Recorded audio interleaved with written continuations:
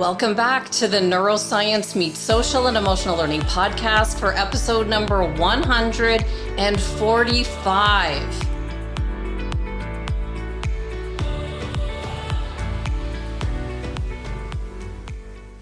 With Howard Stephen Berg, who's recognized as the world's fastest reader, according to the Guinness Book of World Records, with over a 90% comprehension rate, thanks to the cutting-edge, accelerated learning techniques that he's developed over his lifetime while working on ways to speed up reading for himself and for others. I'm Andrea Samadi, author and educator from Toronto, Canada, now living in Arizona, and like many of our listeners, have been fascinated with learning and understanding the science behind high-performance strategies in our schools, sports, and the workplace, with strategies that we can all use, understand, and implement for improved results. On this week's episode, we have Howard Speedy Berg, who's been recognized for setting the world record for speed reading. He's listed in the 1990 Guinness Book of World Records for reading more than 25,000 words a minute and writing more than 100 words a minute. Howard is a graduate of SUNY Binghamton, where he majored in biology and then completed a 4-year psychology program in 1 year. His graduate studies at several New York City colleges focused on the psychology of reading. Howard is the spokesperson for the Sony e-reader, along with Justin Timberlake, Peyton Manning, and Amy Sedaris.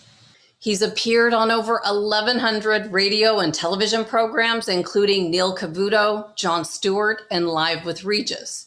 His brain-based learning strategies have been hailed as a major breakthrough in publications like Forbes, Men's Health, Redbook, and Bottom Line magazine, and have been featured in dozens of newspaper interviews throughout North America. I first met Howard Berg in 2013 when I was at a conference in Chicago. I saw the importance of Howard's work and immediately went to speak with him at the end of that event. When you meet Howard, you'll see that his humble nature shines through. He told me to look at his website and see if there's anything that I could see that could help me. He wasn't just saying this, he really meant it, and I knew it. I never did follow up with Howard as my programs went into the school market, and it wasn't until a few years later that he was showcasing his speed reading work that I tuned in to watch him, hoping to learn something new that I could use with my 2 girls. I did learn a speed reading technique where he teaches anyone to read 20 to 40% faster, which is a skill we could all use these days. If you want to learn more about Howard's courses, go to his website, berglearning.com, B-E-R-G, learning.com, and you can access his courses on speed reading for the professional level, for kids, or the student edition, his memory training course, creative writing course, and mind math course. In the meantime, let's meet Howard Berg and see what he'll teach us today. Welcome, Howard Berg. It is so wonderful to see you again. And I'm not sure, even though you have such a good memory, do you remember being at Bill Walsh's event 2013? Of course you remember this, but I don't know if you would remember me coming up to you at the end of the event. You were behind the table and you were showcasing your program. And you said to me, go to my website if there's anything I can do to help you, because I was just starting to develop programs for kids in the schools. And you said, look at what I've got going and see, reach out to me if there's any way I can help you. And I knew you meant it. You remember that event? Actually, I remember it very well. I was brought there by Vic Conant. He was my sponsor and he asked me to be there.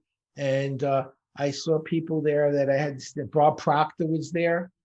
He just got in from Jordan on a plane. I was so impressed. He was like 83, 84.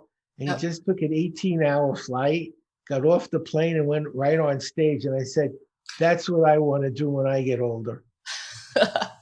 I remember that. He won some award, and I remember Vic Conant being there. And that was quite an event. I had just launched my website. Bill's son launched my programs all online, Austin. So he was young then, but older now. But thank you so much for being here today. I'm just thrilled to have you. This is going to be a phenomenal conversation about your background in education. And I know that you cover this question with every interview you do, but can you just give a quick overview on your background on how you came to be known as the world's fastest reader? What got you here?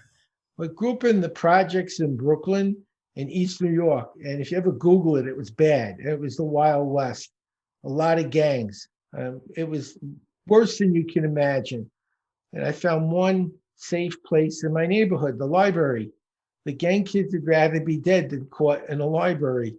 So I read a lot, and I read well. I had college reading when I was 11. I was reading about 3,000 words a minute when I was 11, which is about 15 times higher than normal. When I went to college at 17, I went to the State University of New York, Binghamton, to major in biology. And my second half of my junior year, I read a book about brain-based learning, and I decided I wanted to be a psychobiologist, not a psychotic biologist, that's Frankenstein, a psychobiologist, biology behavior. And I said to the dean, I want to do 2 majors, because back then you had to do 2 majors to do it. He says, well, you're in your second term of your junior year, you hadn't had any psych courses. Well, I have to do the whole 4-year program in 1 year. And I was still majoring in biology and had 3 jobs. I was working 18 hours a week. He said, you're not smart enough. And I decided I was. I said, they didn't teach me how to learn in school.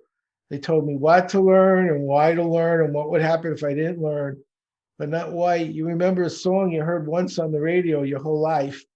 And then you read the 7 Habits of Highly Effective People and you don't know any habits the next day. So I started learning how the brain works. I learned how to learn. I got up to 80 pages a minute, which got me in the Guinness record book. I did the psych program in 1 year, and I took the graduate record exam in biology. And to review, I went through like about 40 books from the past 4 years, like biochemistry, cell physiology, genetics, plant systematics. It's not the light reading. It wasn't the Lord of the Rings. And I took the test, and I got 3 questions wrong. So I was in the 99th percentile. I got an 800. And then I said, gee, I wonder if it's me or what I'm doing. There's a big difference between I'm a freak and I can read 80 pages a minute and remember, or I could teach it. So I started a school, and I took kids 11 to 15, taught them what I was doing. And in 1 week, they read a 30-chapter book in lifelong developmental psych, which is a sophomore course. They were 11 to 15. They took the CLAP. 15 out of 18 passed the CLAP in a week for full credit. I also taught in New York City in Title I schools for 10 years. Okay. Wow. Phenomenal results. And you've been working with schools with your strategies these days. What are you doing right now with the schools? There's a school in Oklahoma, White Beat. It's about 30 minutes south of Oklahoma City. It's in the middle of nowhere. It's a cow pasture, and there's a school. There's more cows there than people. And the superintendent asked me to train the teachers, so I'm teaching them how to use these strategies. They ended up, the U.S. Educational Department awarded them as one of the top 10 tier schools in the country. There's a reward if you're in the top 10% of schools. So here's a school in the middle of nowhere using these strategies in the top 10%. Linus Wright was the assistant Secretary of Education under Ronald Reagan. He's endorsed it. The guy who invented the Evelyn Woods, it was Tommy Thompson. He was the chairman and CEO. He had me teach his son and said I went past speed reading to speed learning. And Barry Fowler, who was the founder of one of the big Sylvan, he founded Sylvan. He's endorsed it. And so it's been very exciting. And I enjoy working with young people. Most of my students start college when they're 11, and they get A's pretty consistently. The average 4-year degree now takes 6 years. Most of my students did it in 2 to 3 with A averages. One of them did it in 6 months, the whole 4-year program. Well, we want to know what this is. And we live in a knowledge-based economy. So everything we do is based on what we know. And even for me, for these interviews, I've got to read people's books. And depending on how many books they've read, depends on how prepared I am. And I think that that's what sets me apart, is that I actually do the research on each person that, comes on here. But it gets exhausting. And so what are the top 5 strategies that you would suggest to help people read faster so we can do this? It's more than reading. That's one of the mistakes people make. They think reading is learning. It's not. If it was, everyone reading a book would get an A, and we know that doesn't happen. Mm-hmm. So instead of just reading, I've integrated like a Swiss Army knife. I use reading to find what I need to learn, and I also teach how to figure out what you need to learn, and I'll do some of that. Then when I find it, if I don't understand it, I use study skills to analyze it, to make it meaningful. If you read a calculus book and memorize all the equations, but don't know how to use any of them, you're still going to fail the test.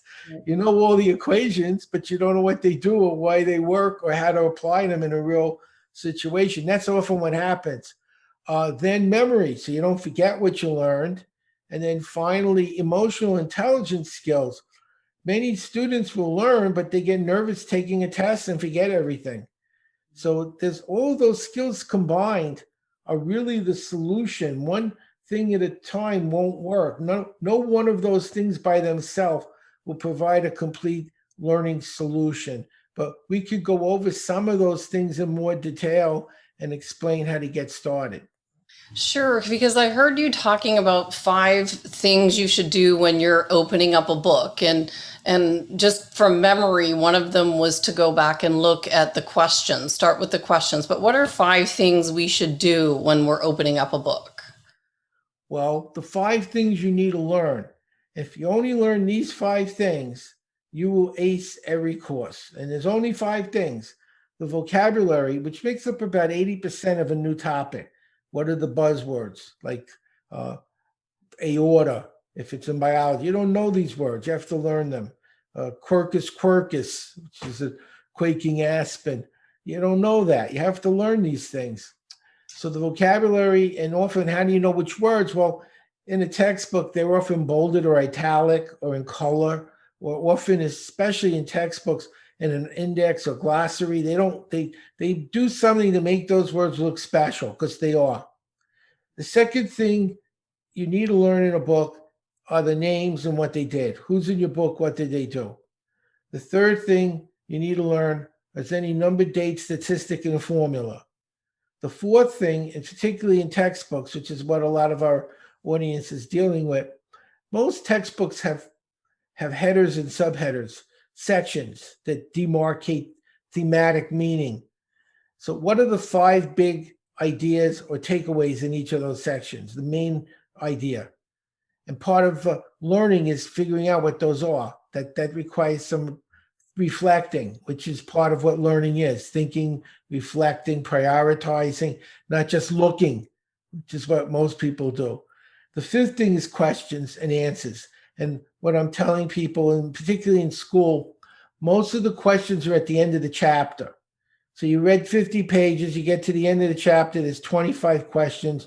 You don't know the answer to any of them. You have to go back through the 50 pages to find the answers. No. First, read the questions. Those are the 25 things the person writing the book wanted you to know when you were done. Those things should be lighting up in your brain like a beacon. That's the things the writer has prioritized out of all the things you could have learned.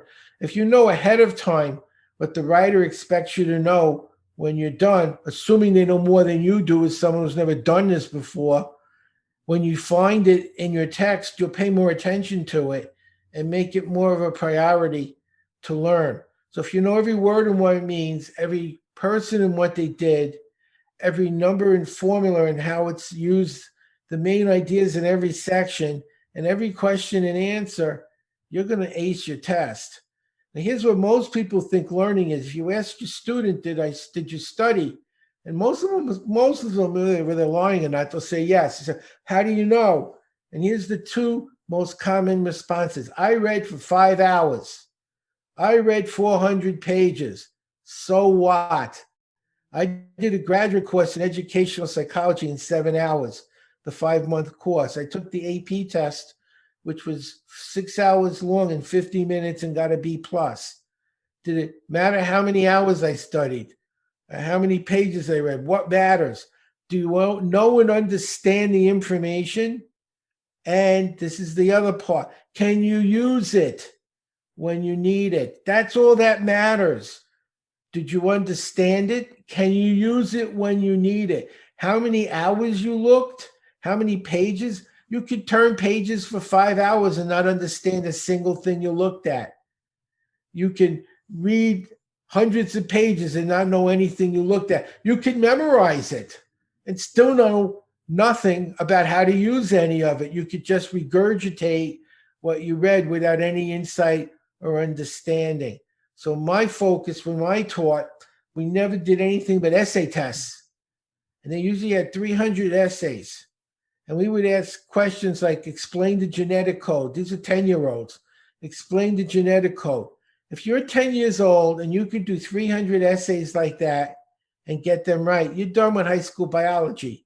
And one of my students did that in a week because we taught them how to think critically, how to process, and how to answer essay. You can't cheat on an essay. You either know it or you don't. You don't have to pick which is the right answer. You have to know the right answer and defend it and explain it. In most schools, they'd say, who discovered the New World in 1492? And the answer would be Columbus. We'd never ask a question like that. What was the significance of Columbus's discovery of the New World on the European nations? How did it change their economies? What impact did it have on their religious beliefs and principles? How did it affect the indigenous tribes? You actually have to know something. You can't cheat on that. And the problem with a lot of schools is we do social graduation. They get a D in addition. And then they go to subtraction and they get a D in subtraction. By the time they go to learn algebra, they can't read, write, or count. They never learned the fundamental skill. We never did that. Every student had to get an A, only an A. And you had to get it. And you didn't get it because you were there. You earned it.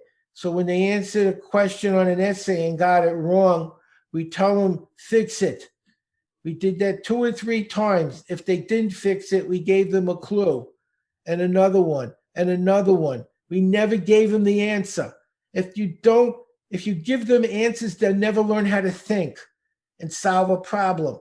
It took time, but with practice, they learned to think and solve problems. So by the time we were done, they were 11 years old and ready to do college classes because they understood learning. They weren't just looking at a book. There's a big difference between what we did and what most schools are practicing, which is you got a D, good enough. Let's go to the next thing. They still can't do it. Mm-hmm. And then you wonder why we got kids in high school that can't read, write, or count. They never should have been put there until they learned how to read, write, and count. And you can and into the workplace without these skills. They were illiterate. We've got illiterates getting high school diplomas. There were illiterates getting college degrees. Literally, they can barely function, and they're getting promoted because they paid their tuition. And that's just not how you want to do education. You can do what you're doing. You can teach what you're teaching. But with a few tweaks and a few changes, everything changes. You get performance and not just social promotions. Wow, this is good. This is really good. Now, Howard, because you've been labeled the world's fastest speed reader, my instant thought is, well, how much do you really comprehend? And so I saw you on an interview and you read 21 pages of a book in 35 seconds. And I saw you doing this strategy. It was a few years ago when I actually stopped and I was watching you, and you were teaching people how to do this to improve your comprehension or your reading speed, I think it was, by 20 to 40%. And then I took that and I did it myself. And I improved by 40%. And then I showed my daughter how to do this, and she actually was able to focus more on the words. So we started using it. But how can we actually improve speed and comprehension? What's the fine line there? Well, I can actually demonstrate that. Yeah, Instead yeah. of talking, I'll show them how to read 20, 40% faster, and then what you do to improve comprehension. Would that be better than Yeah. just talking about it? Yes, yes, let's do it. Okay, when we're done, pick a book you've read, preferably nonfiction. So the only thing confusing you is your speed, because you already know what you're reading. If you're confused, it's because you're going too fast, because you already know what you're reading. Get a timer and time yourself and read for a minute normal. Do nothing different to see how fast you read now. And then take a pen or a pencil, put a little line on the page where you finish. So you've measured off your current ability to read. Now the magic. Go to the second chapter. Take your hand and go across one line at a time. Eyes following your hand. And this is important. As fast as you could comprehend. As long as you still know what you're reading, go quicker and quicker and quicker till eventually you don't. That's when you know you went too fast, because you should know what you're reading. You understand this. It's too fast. Slow down just enough so the comprehension comes back. And for 5 minutes, go at that peak comprehension speed, no faster, with the hand keeping the eye engaged and moving. Then go back to the first chapter where you tested yourself and use your hand as fast as you could comprehend with the timer, and you'll blow past the time line that you put in by 20, 40%. And because a lot of our viewers are teachers, I'm going to explain why we're doing that with the hand. They've been trained in education, so I can say things I wouldn't normally say in a reading, like visual regression. A lot of people, when they're reading, they keep going back. Like the dog sat, the dog sat on a hill. When you're moving your hand, it forces the eye to continually look for new words. You can't go back and have visual regression. It helps eliminate it. Another problem we have, especially in younger grades, is verbalization. Because when we're in the beginning stages of reading, we tell them to read aloud. And many people never break the habit. So even when they're in higher grades, they're still pronouncing the words with their lips. So they never read faster than they can speak. When you're moving your hand at the fastest speed you could comprehend, it's going to be faster than you can speak. And it's going to help eliminate verbalization. The third problem we're eliminating is scattering. How many times do you get bored and you lose your place? Many students said, got bored, I couldn't focus, I couldn't concentrate, I didn't know where I was. Your hand is like a baton of a maestro in an orchestra. It keeps you focused exactly where you're supposed to be and moving exactly where you need to go. And it eliminates both boredom, because as you read faster, it becomes more intriguing and interesting. And it eliminates being distracted because the hand keeps you engaged. It's also very helpful, and I'm trying to talk to teachers now, which is our audience, because a lot of students find reading boring because it's so slow. They're used to videos and movies that change every 3 seconds. You ever watch an MTV movie? It's 3 seconds tops, and there's another picture. They have no focus like we did when we were younger. And so reading is painfully slow for them. As we begin moving our hand, we're going faster and faster, and it's approaching more of a visual speed and less of an auditory speed, helping to keep them more entertained and engaged, which is a big challenge in many classrooms. So again, I'm going in more detail than I normally would with an audience, but I'm trying to be more relevant to our listeners. Yeah, that's a very helpful strategy. So I tried it myself, and then I used it with my daughter. And in some of the schools, they actually put pointers on their fingers to do this strategy. And I thought, I remember using that with Howard Berg. So what about... Wait, we asked the second part. I only answered the first part. Oh, yeah. Comprehension, remember? I have a good memory. We're going to talk about that after your question, because I only talked about speed. Comprehension. Many of you are familiar with the concept of schema, because we learned that when we're learning to be teachers. Here's a passage that has no schema. This is an easy thing to do. If possible, you could do it at home, but you could always go someplace else if it's necessary. Beware of overdoing it. This is a major mistake and may cost you quite a bit of money. And I've given you zero schema, so the words that are simple have no real significance to your brain. I'll read it again with one word aloud, which is the title, but that title has schema, and watch how instantly your brain can comprehend the same passage effortlessly that was confusing. Laundry.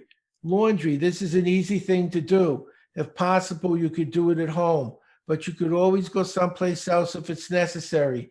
Beware of overdoing it. This is a major mistake and may cost you quite a bit of money. So what I'm teaching is not just mechanics, which didn't work in speed reading, but how to use brain-based learning and integrate it with the technique. In the past, speed reading was terrible for learning. I was with Dick Cavett many years ago, and he told me a story about Woody Allen, who had read War and Peace in 5 minutes using Evelyn Woods. And Dick said, that's incredible. What do you remember? And Woody said, it's about the Russian Revolution. That's all I remember. And that was speed reading. It's a bio book.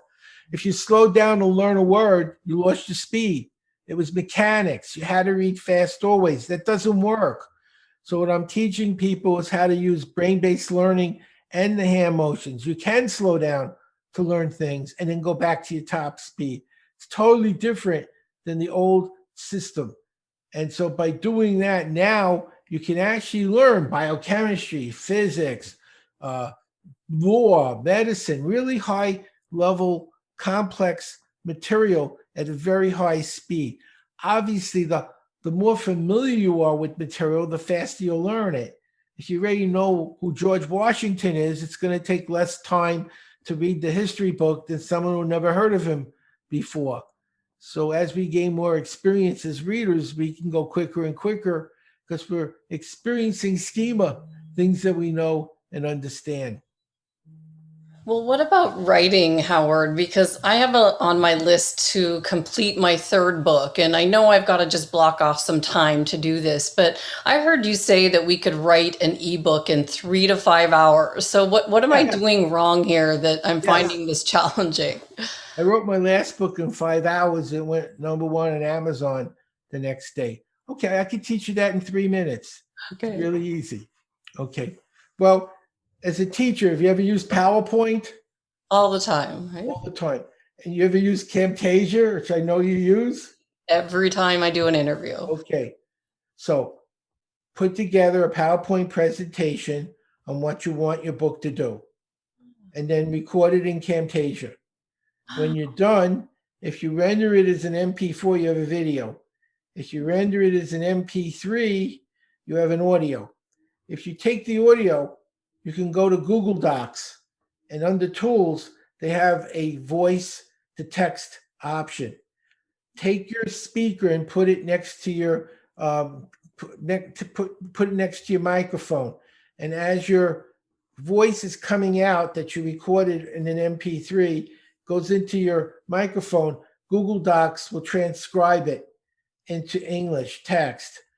Clean up the text because it's going to make some mistakes. And that's the first draft of your book.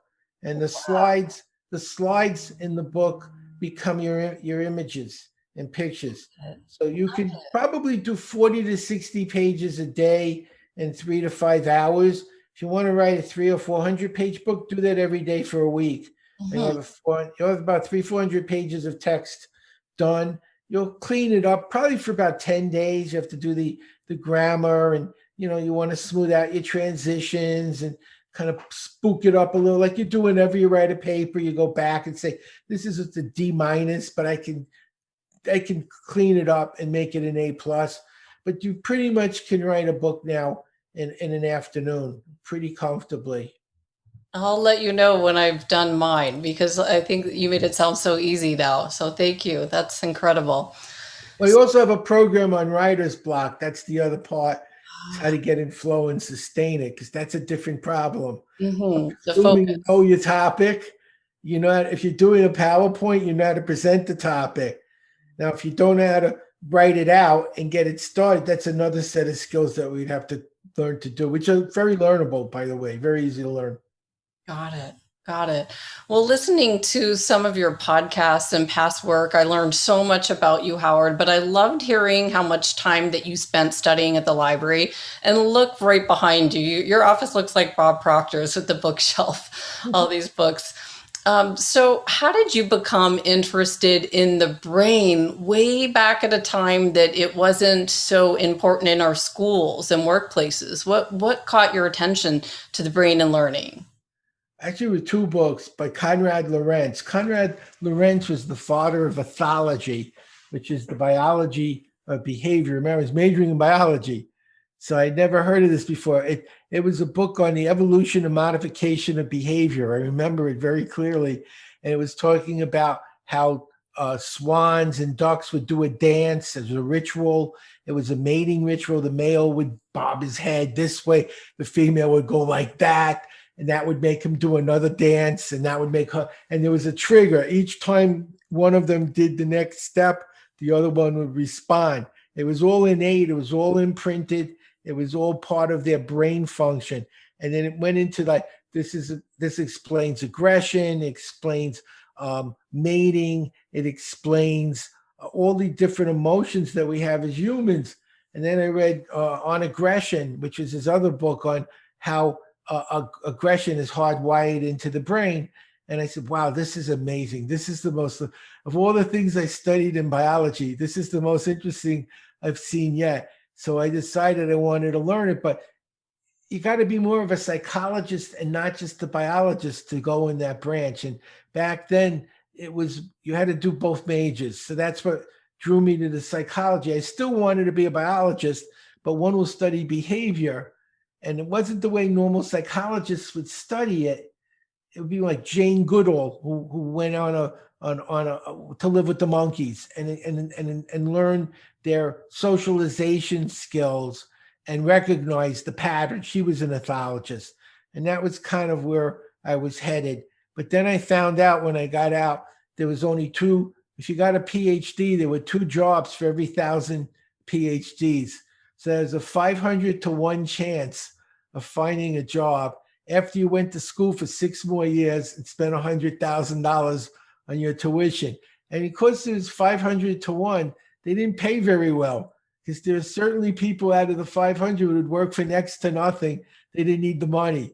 So it was an impractical direction for me to go in, because there was no future in it in the way normally you would pursue it. Instead, I looked at what I'd learned and found business applications for learning and scholastic applications for learning. So I had a market then of professionals who have to stay on top of vital information, and students who have no choice. They have to learn and they don't know how.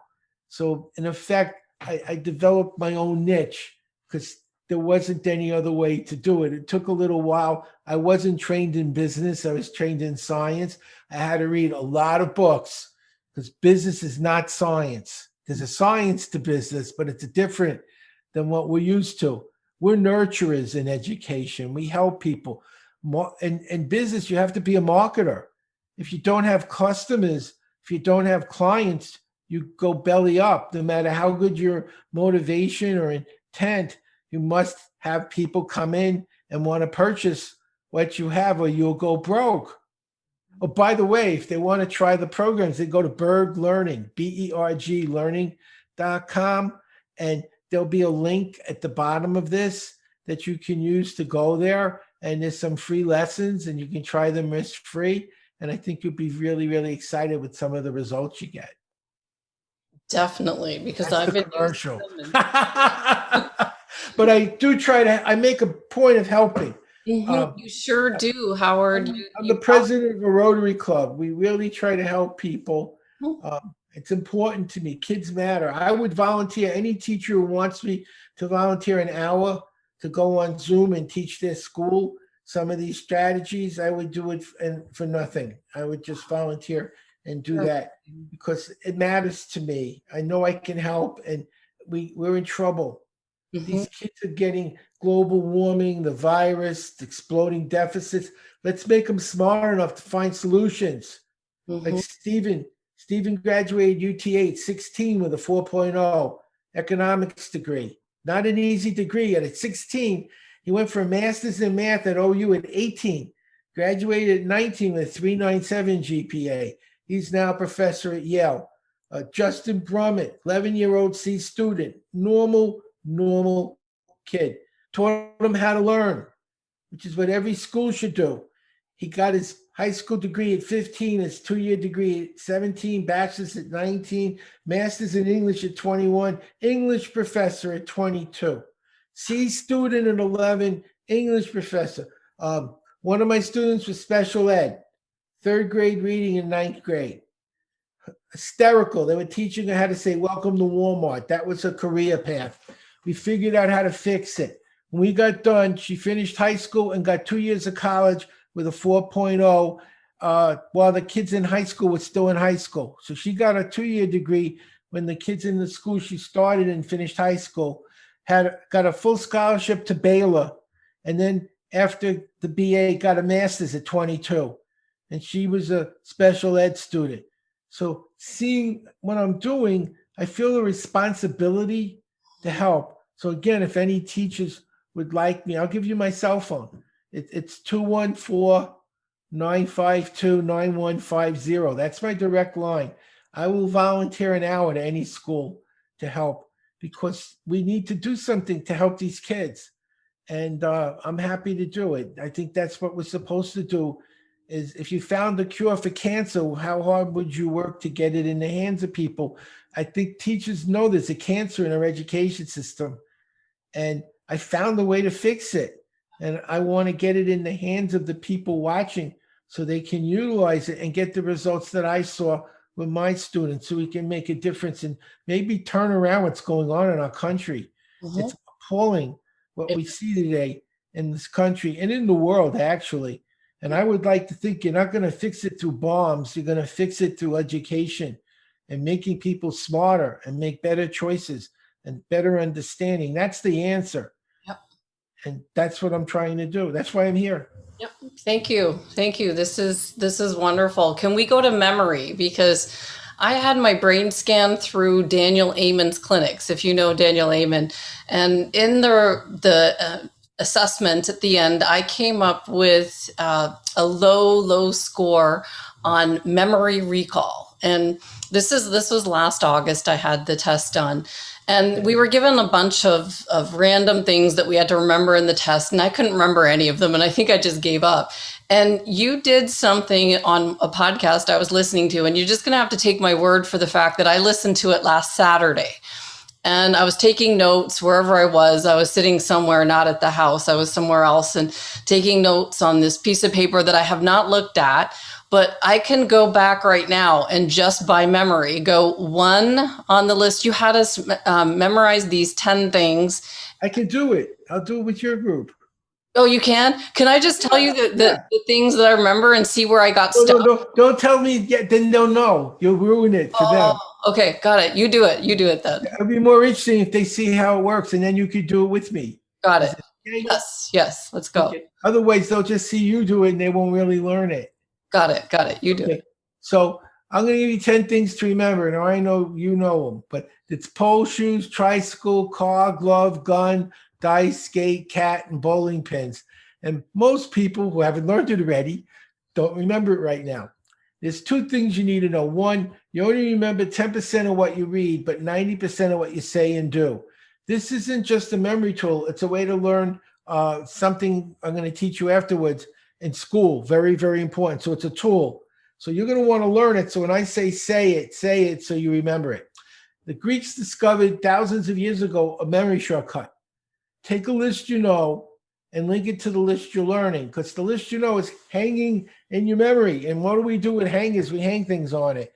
And I'm going to bet everyone watching today who's a teacher can count to 10. I feel very confident that this is an accurate statement. And I'm going to have you use the 10 numbers you know to learn those 10 things backwards and forwards in 3 minutes with no effort. Starting with the number 1, which looks like a pole. like a flagpole or a light pole. So when I say one, you say pole. One. Pole. Perfect. Two is shoes. How many shoes do you wear? Two. Two. What's two? Shoes. What's one? Pole. Perfect. Three is a tricycle. How many wheels are on a tricycle? Three. Three. So what's three? Tricycle. Two. Shoe. One. Pole. Make sure you're doing this with us so you're learning it. Four is a car. How many tires are on a car? Four. So four is? Car. Two is? Shoe. One is? Pole. Three is? Tricycle. And you're looking for your picture. Five is a glove. How many fingers in a glove? 5. What's five? Glove. What's three? Tricycle. What's one? Pole. Perfect. You're getting smarter. Six gun. Six gun. When I lived in Texas, everyone had a gun. I didn't, but everyone else did. Six gun. What's six? Gun. Four. Car. Two. Shoe. Perfect. Lucky seven and dice. Seven. What's seven? Dice. What's five? Giving you a clue. Glove. Three. Tricycle. One. Pole. You're almost done. Rhymes work. Say eight skate. 8. Skate. What's eight? Skate. What do they love in Texas? Six. Gun. Four. Car. Two. Shoe. How many lives does a cat have? 9. What's nine? Cat. What was lucky seven? Lucky 7. Dice. That's right. See, it's reflecting. Five. Giving you a clue. Glove. Three. Tricycle. One. Pole. Last one. 10. How many bowling pins are in a bowling alley? 10. What's 10? Pins. Let's do the 10 numbers. One. Pole. Two. Shoe. Three. Tricycle. Four. Car. Five. Glove. Six. Texas. Gun. Seven's lucky in Dice. No. eight rhymes. Yeah. Eight rhymes with Skate. nine is a. Cat. What was 10? Pins. Perfect. You just learned how to speed learn numbers. Suppose you're in a hotel and your room is 314. How many times by the time you got to the lobby, you didn't know the number? Here's how you learn numbers. You turn the pictures into a movie. 3 is a tricycle, 1 is a pole, 4 is a car. A tricycle hits a pole on a car. Picture that. A tricycle hits a pole on a car. Tricycle, what number? 3. It's a pole 1. on a car. 4. And that's pi in geometry for teachers. 3.14, that they never remember. So for school, we use the numbers. By the way, the zero, because the alphabet in numbers is 0 to 9. That's the only thing you can do in numbers, 0 to 9. 0 is the 10 bowling pins. You already know 1 through 9. 10 is the 0. So now you can speed memorize any number for science, for math, history dates.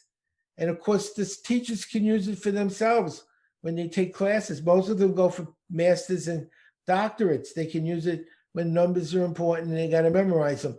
So now you know how to speed learn numbers. And see how fun that was? That's what That was learning amazing. is. Fun. You know, Easy. what was even better was recalling it. I was on the exercising the other day, and I was thinking one pole, trying to see how many I remembered after that. So that was the fun part as well, because it just disappears sometimes, and that was phenomenal. Start learning numbers and make them into pictures. You do it for a few weeks, and it'll be instinct. And if you do this in your classrooms, you can teach children at a very, very young age how to remember, which is not what we're doing. We teach them letters, and then a few weeks later, they don't remember the letters they learned 3 weeks ago. What's the point? Shouldn't we be teaching learning before we teach content, so they actually know how to learn the content you're teaching and don't forget it? This drill I gave you, you can do this with 3-year-olds. Literally, I've done it. They remember it. Their brains are ripe for this. So when you change your strategy from just throwing data out and expecting their brains to act like a sponge and absorb it and retain it, it doesn't happen. But if you use brain-based learning strategies, you can take their learning into the stratosphere at very young ages, very, very young, pre-K and K. So even when you're doing the fundamentals, like what's an A and what's a B, they're learning how to remember it, and they're not going to forget it. And they're going to be able to accomplish much more in the higher grades as well. And so can the teachers when they take courses in college as well. You know, what was interesting about that memory thing, we were talking about Bob Proctor in the beginning being at that event. He used to do this memory thing with 10. One was run. I couldn't tell you what their other ones were, but I know like 10 years down the line, I'll know at least half of yours because of the fact that you associated something with, like, the one was the pole, then I could actually picture the one. So that was what was missing from, or at least I didn't get it. He did by ridiculous association, like picture someone running around something. It didn't stick for me, but yours did. The answer, the problem, the solution should be easier than the problem, or it's a new problem. And if if teachers want a free lesson, this is what I do. I can show them how to read faster, remember, and comprehend, do some speed math, EQ skills, make it fun and make their job a little easier. They work real. People don't realize how hard it is to be a teacher. They think, oh, they only work to 3:00. No, they work to 3:00. Then they got to grade papers. They got to go to school. They got to take classes till they get a PhD. It's costing a fortune that the school doesn't give them to take those classes, and they don't pay teachers a fortune anyway. And it's a really hard emotional job. Working with 30 young people with hormones going crazy that hate each other. It's not and you're locked in the room. That's not an easy job. Right. And we were talking how I taught behavioral students, and what were your students like back in the day? My students killed people. My job interview was, teachers get killed here. Do you want the job? And I was 21. I was like, nailed it, because I was a kid. I didn't know any better.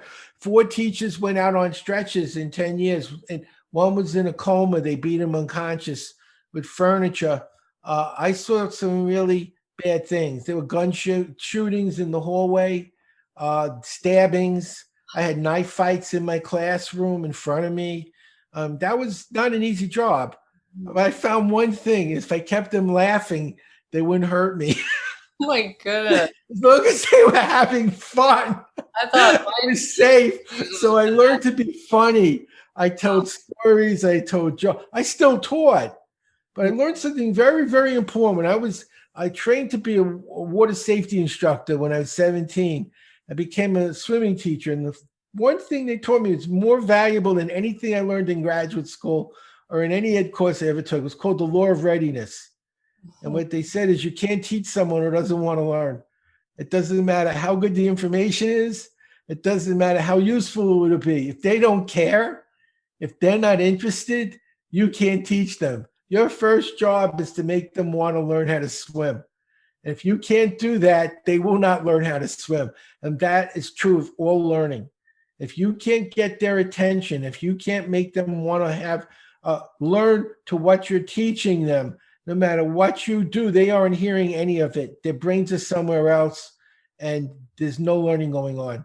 So as teachers, part of our job is to be entertainers. I know it sounds terrible, but it's true. If you can't entertain them in this day and age, keep them happy and engrossed and having fun, they're not going to learn. I'll show you one of the things. Like I helped launch Comedy Central in the late 80s with Dennis Leary, and I was Jon Stewart's first guest. And you don't see too many biologist teachers asked to do comedy. I was actually a biology teacher at the time, and I'm going to show you why. Mushroom walks in a bar. The bartender says, "Get out. We don't serve your kind." The mushroom said, "Why not? I'm a fungi." And that's what you need to do in the classroom. And the kids crack up. Yeah. Everybody's having fun. He said, "Let's look now what fungi are and how they work." Because they're fun guys. And you got them. You got them. They're interested. You made it something they want to hear. Who wants to hear about a mushroom? I mean, most of you don't want to learn about a mushroom. Even if you're in biology, there's only a handful that really want to learn about mycology. But your job is to teach things that no one really wants to know in many cases. So the first part of the job is get them to want to know. When you've done that, the rest is easy. And Right. that's the hardest part, is getting them to want to know, especially when they don't see any reason to want to know it. And that's what I learned how to do out of necessity, because if I couldn't do that, they'd kill me. And they would have. I had notes from parole officers, not parents. Gerald will be out next week. He's on trial for attempted murder and kidnapping. Literally. That's a note I got from a parole officer. He's on trial for attempted murder and kidnapping. And then he's going to be back in my class along with 30 other kids in a similar mindset. It was a very, very difficult job. 2% graduated in that school. 2%. I went to the principal.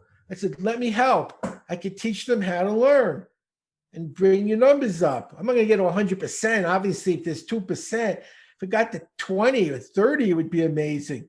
Right. He said, no, it's not in the curriculum. I'm thinking, how can I ruin your numbers? You got a 98% failure rate. Don't you think 2% of your kids could do this without a teacher?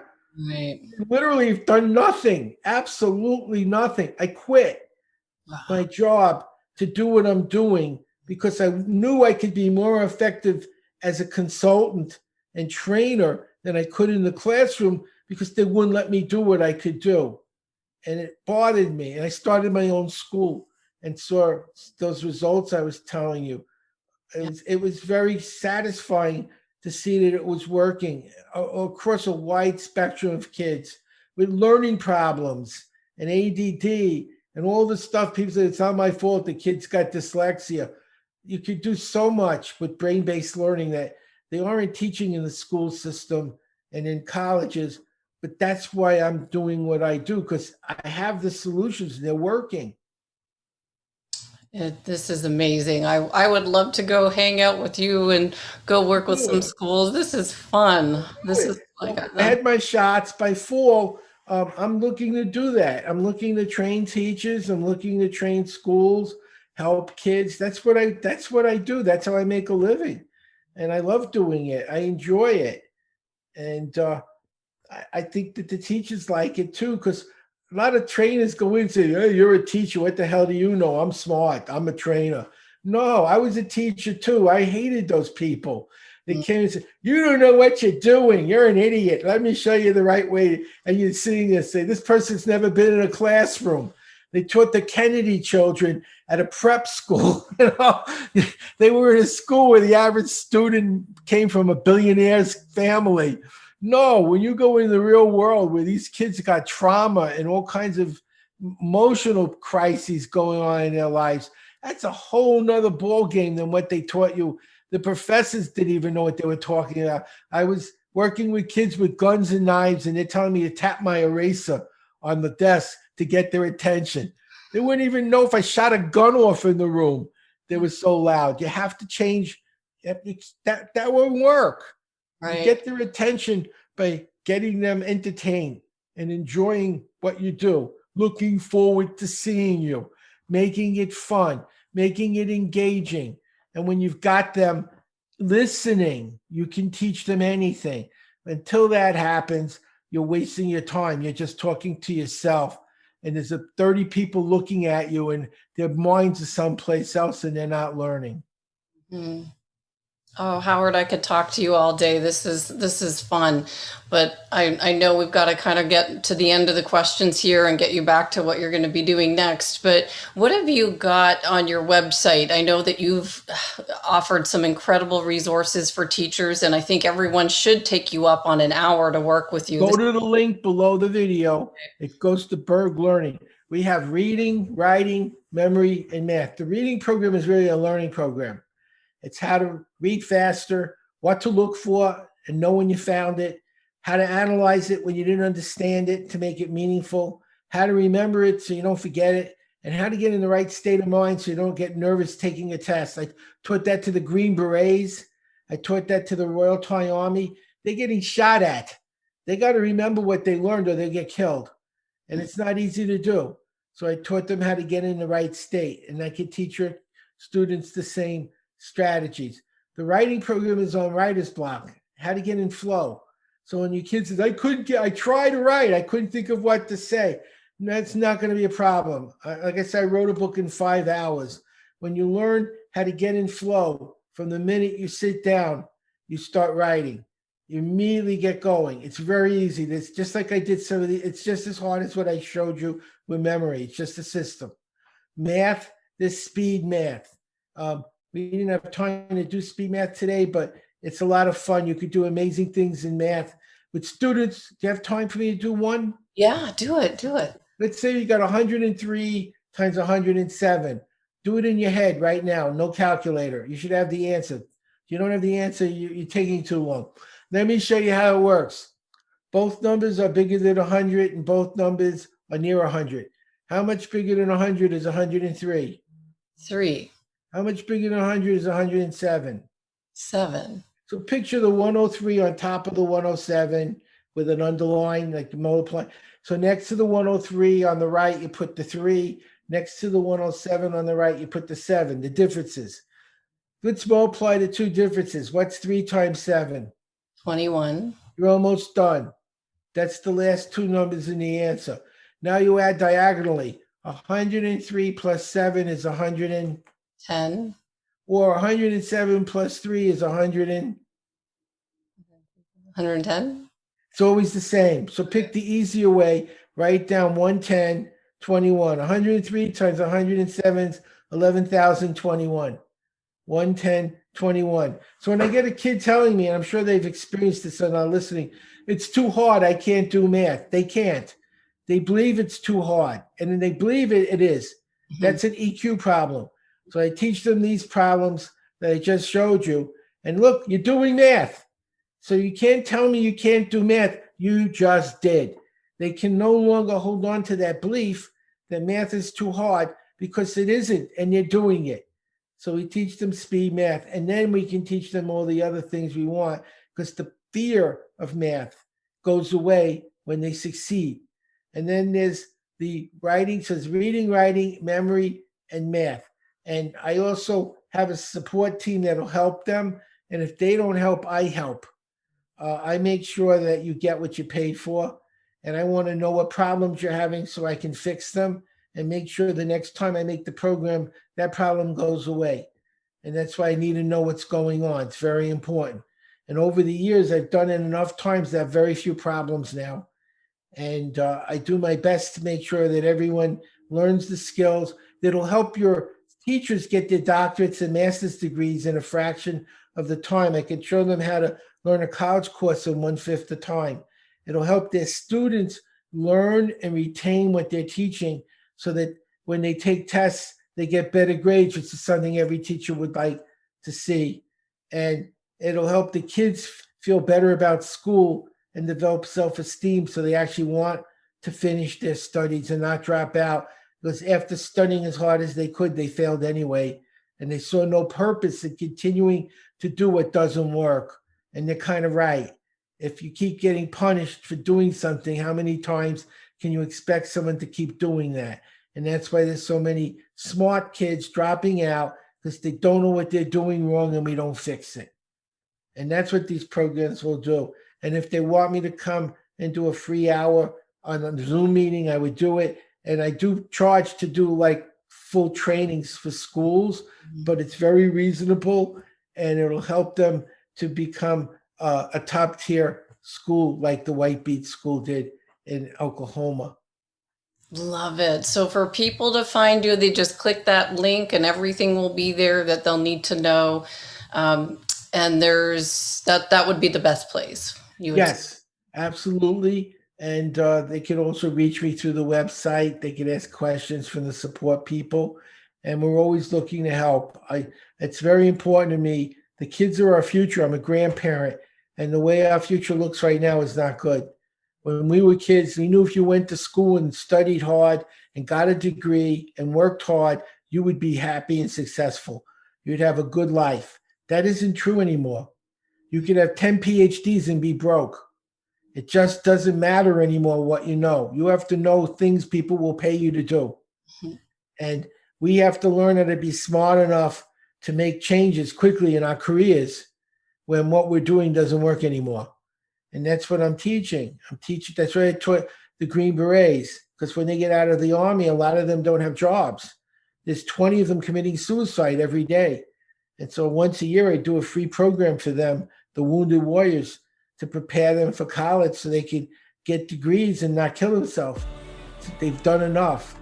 Well, the same true with your students. So many of them drop out because they gave up. What they were doing didn't work, but you didn't teach them how to learn. You told them what to learn. They didn't do it right. It failed over and over. They gave up. We can fix that. And the same with the corporate world, right? A lot of people's jobs with COVID have changed and they have to learn new skills. And even with what I'm doing here, I'm always having to create something new, learn something new so that people will pay for it. It's nonstop. It never... Nonstop. You want to succeed in an information-rich world? Bill Gates reads a book a day. Oprah reads a book a day. Jack Ma reads a book a day. Elon Musk reads 2 books a day. Whose bank account do you want? Yours or theirs? I was a teacher. I did a commercial, made $65 million. I didn't keep the $65 million. The commercial made $65 million because I learned. I learned how to sell.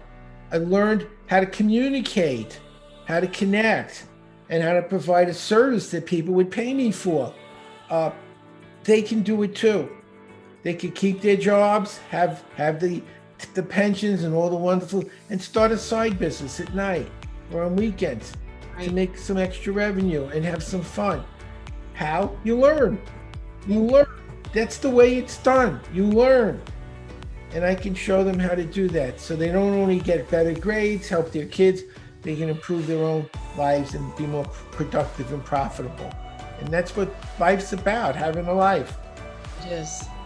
It is. Howard Berg, this has been phenomenal. I've had a blast speaking with you today. I want to thank you so much for being here, for also offering your help all those years ago. And I believed that you meant it. And when I reached out to you, it was within hours that this interview was set up with your team. It's a phenomenal team to work with you. And I just hope we stay in touch. I'd love to continue to hear what you're doing with the schools and share what we're doing over here. Thank you so much. Thank you. Do something together. I'd love that. I always look to help. And one of the ways you succeed in this world, I used to lecture with Zig Ziglar, help other people get what they want. When you help other people get the things they want, you get the things you want as a result. That's how it works. That's so true. Thanks so much, Howard. Thanks for having me. Bye, everyone. Thank you. Go to berglearning.com, use the link below, and you'll be amazed with your results.